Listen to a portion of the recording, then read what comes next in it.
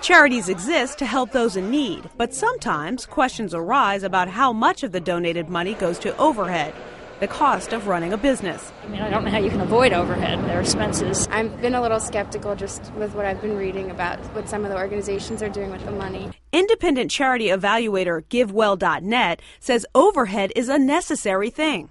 People should not be looking for 0% overhead. There is this mentality of saying, I want all my money going straight to the children. And as a result, a lot of the charities may not be spending the money they need to spend to figure out how their programs are going and to evaluate their work.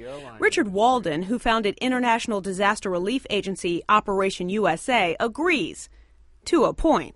Well, they need some overhead or they would never raise any money. And so when it starts getting over 15%, you start to worry. CharityNavigator.org, another firm that evaluates charities, finds of the 5,500 organizations it examines, about 15% of donations go to overhead costs. However, GiveWell says tracking how a charity spends its money isn't the easiest thing to figure out.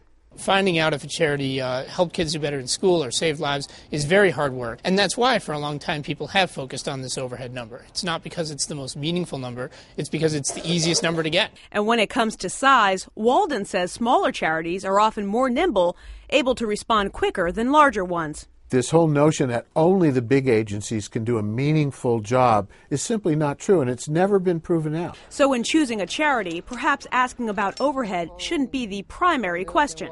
Ask the much more important question. What did you accomplish? Whom did you help? How did you change the world? And how much did it cost? Because when you know the answer to that question, it doesn't really matter how much they spent on overhead.